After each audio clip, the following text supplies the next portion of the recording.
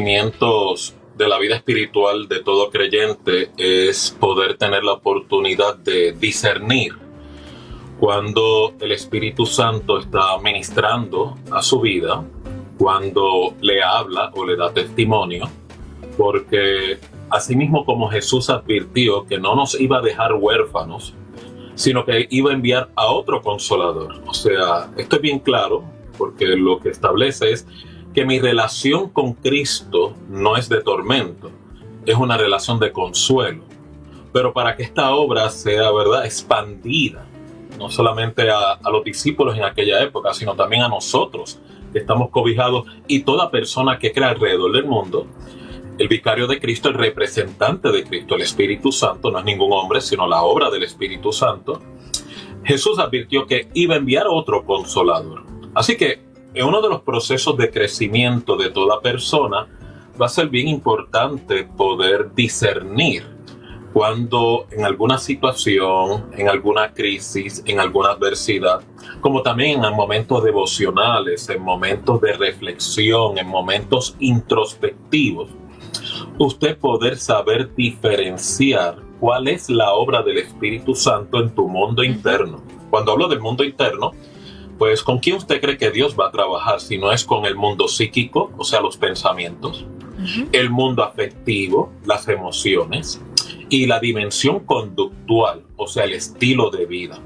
¿Y por qué esto es bien importante? Porque crecer espiritualmente, como advirtió Pablo, ahora que vivimos en el Espíritu, la próxima etapa de crecimiento espiritual para toda persona es andar en el Espíritu.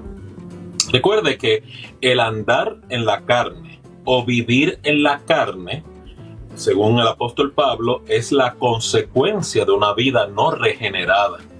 Pero en el momento que usted aceptó a Cristo como único y exclusivo Salvador, la obra del Espíritu Santo vivifica tu espíritu y comienza ese proceso transformativo, ese proceso de santificación.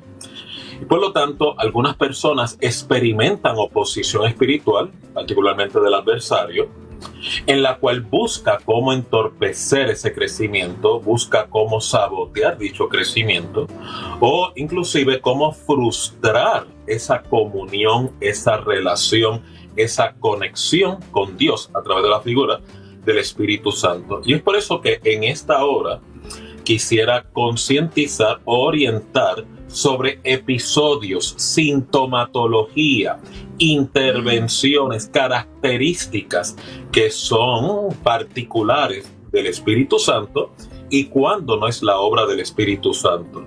Lo primero que quiero dejar bien claro, hay una distinción cuando es un ataque satánico o de nuestra propia humanidad versus la obra del Espíritu Santo. El Espíritu Santo, cuando viene a corregirte, viene a trabajar contigo, viene a tomar el trono de tu corazón, de tus pasiones, en auxiliarte en crucificar el viejo hombre, en desvestirte de la vieja criatura.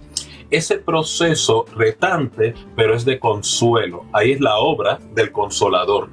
Cuando es el enemigo, está muy cargado de condenación, o sea, elementos de culpa y de vergüenza. Así que lo primero que quiero dejar establecido es que cuando usted está siendo atacado espiritualmente por el adversario, tiene que estar listo y estar presto a discernir que cuando usted siente condena por algún proceder equivocado, cuando usted siente condenación porque no se condujo espiritualmente como usted esperaba, esta obra es del enemigo. La obra del enemigo es generar ansiedad en la vida del creyente. ¿Por qué? La ansiedad es la forma que Satanás utiliza para exacerbar sus miedos. ¿Qué miedos? Miedo al rechazo, miedo a no ser aceptado, miedo al que dirán, miedo al fracaso. Entonces la ansiedad, que muchas veces es promovida espiritualmente por el enemigo, hay ansiedad que yo produzco como parte de una controversia en mí, hay ansiedad que es producto de una enfermedad mental, pero también hay ansiedad y hay afán promovida por el enemigo. Es una forma de lo que la Biblia llama ahogar la semilla, frustrar el crecimiento. Pues la ansiedad también genera un estado de inutilidad o desesperanza. Por eso usted va a ver que hay personas que en medio de adversidad se le hace retante poder confiar en Dios, poder crear en Dios, porque sienten culpa. Ahí es donde algunas personas en ese estado emocional desorganizado, por no decir atacados espiritualmente, interpretan que Dios los desamparado, Dios los ha abandonado, o Dios no está presente, o Dios está molesto con ellos. Y cuando usted medita en las Escrituras y en el carácter de Dios, va a descubrir que la promesa de Dios es precisamente nunca dejarte abandonado, lo cual significa, aunque me siento solo, eso no significa que Dios te ha abandonado.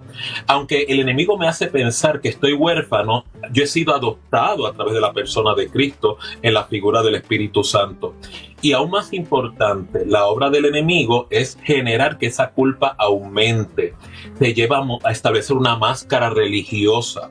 Muchas veces a impulsar a que la persona se rebele en contra de Dios. O sea, en otras palabras, en vez de acercarme a Dios, huir de la presencia de Dios, esconderme de la presencia de Dios, inutilizar mi vida devocional con la única intención de que mi relación con Dios, en vez de estar, ¿verdad?, fomentada en la gracia de Dios, en la obra perfecta que Cristo hizo por mí, en ese favor divino, esté más enfocado en mi desempeño, esté enfocado más en mis obras, esté enfocado más en hacer las cosas por obras, ¿verdad?, en donde yo me sienta contento o haga obra para agradar a Dios.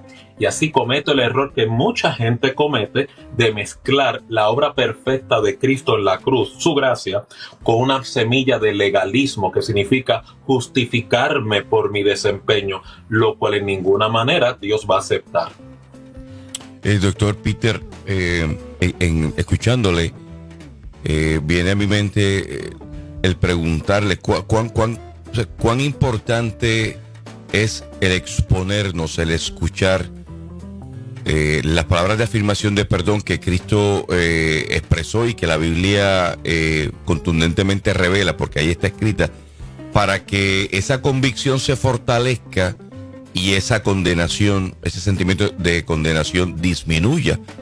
Porque pienso que en una buena intención, yo como portavoz del Reino de Dios puedo expresarle tal vez alguna palabra de ánimo a quien se pueda sentir condenado. Pero pregunto, ¿es más efectivo si ese oído, esa alma se expone a lo que Cristo dijo respecto a ese perdón ilimitado? Muy buena observación, Rafa. Precisamente, cuando usted está en estos episodios de crisis, o tal como acabo de mencionar, de procesos de autoperdonarme, procesos de reafirmar mi aceptación, mi validez como persona ante la figura de Dios, va a ser bien importante que el creyente entienda esto una vez y por todas.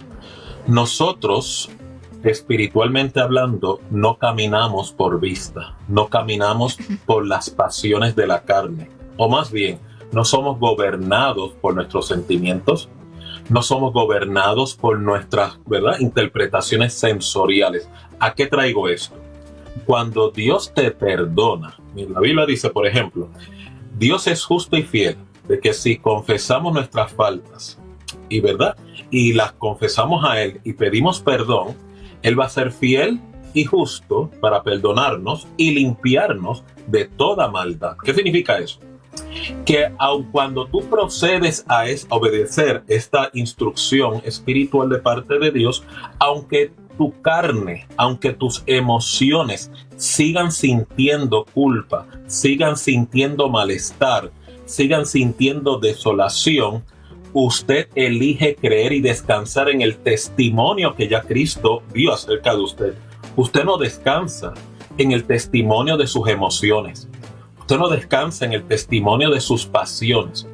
Peor todavía, no puede condicionar ese perdón a que usted quede liberado emocionalmente de esa controversia interna llamada culpa.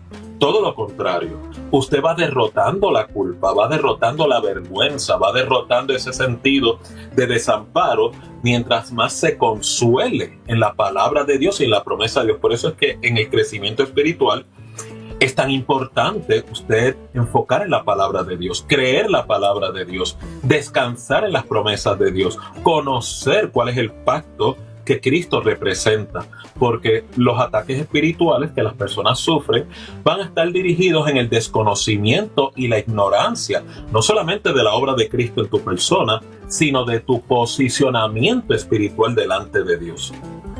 Una de las cosas, doctor, que me hace recordar esto es cuando habla la Escritura de que hay una tristeza que produce arrepentimiento, y muchas veces se puede confundir el hecho de la tristeza esta que viene, ¿verdad?, por cualquier circunstancia vivida, y esa que trae ese arrepentimiento, y lo veo, ¿verdad?, como esas dos vertientes que estás hablando ahora. ¿Cómo yo pudiera identificar cuál de las dos es? Excelente. La tristeza, dice Pablo que la tristeza que produce el mundo es de muerte. Uh-huh. La tristeza que produce Dios es para arrepentimiento, que significa, es un proceso de reflexión, es un proceso introspectivo, es un proceso de remordimiento que da apertura a un cambio. Arrepentimiento es un cambio en la mentalidad. Arrepentimiento es un cambio en el proceder. Arrepentimiento es un cambio en la programación psicológica de la persona. Yo no puedo generar cambios y poder vivir efectivamente una relación espiritual con Dios si no doy apertura a remover viejas creencias y dar apertura a la nueva creencia, que es el reino de Dios en mi vida. Y es por eso que es bien importante conocer esta distinción, porque entonces algunas personas preguntan, ¿y cómo opera el Espíritu Santo en el mundo interior de una persona? Uh-huh. Pues es convicción, que es específico en lo que te está ilustrando. O sea, si Dios va a iluminarte acerca de un área que tienes que entregar, modificar, rendir, es bien interesante. El Espíritu Santo te da como una película mental. Es como ilustrar a la persona cognitivamente sobre el evento, cómo procedí, cómo respondí y cuál debe ser esa conducta reparatoria, cuál debe ser ese proceder que está más alineado a la nueva naturaleza. En esa visión introspectiva que el Espíritu Santo le da a la persona, hay un proceso ilustrativo. O sea, el Espíritu Santo te educa, no te culpa, te ilustra, no te atormenta. Ahí está la distinción entre lo que es la carne o el adversario y la obra del Espíritu Santo. La obra del Espíritu Santo trae esperanza a la persona. O sea, en vez de yo flagelarme, latigarme, me ilumina y me enseña cómo superar, aprender de los errores. En vez de estar estancado avergonzándome por los errores o juzgándome por los errores.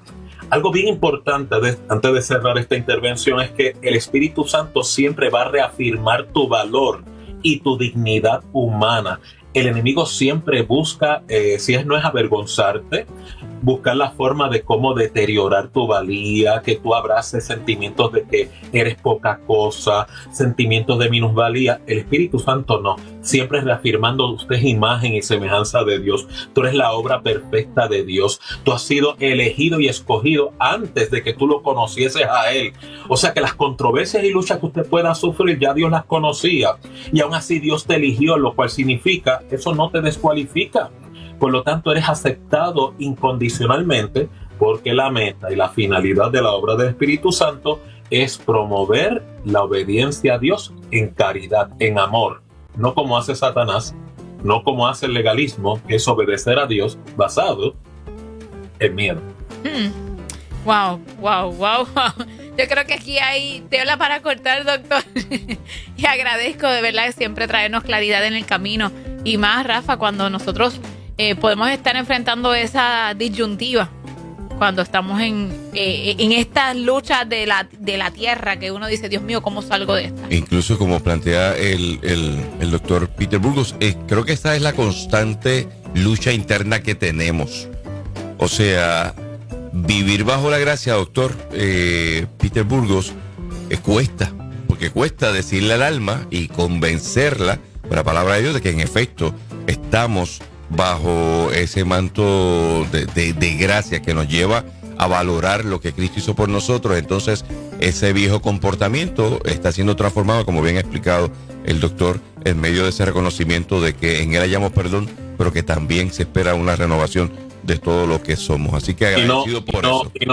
Y no solamente eso, Rafa, ¿verdad? Y quiero dejar esta nota al calce clara.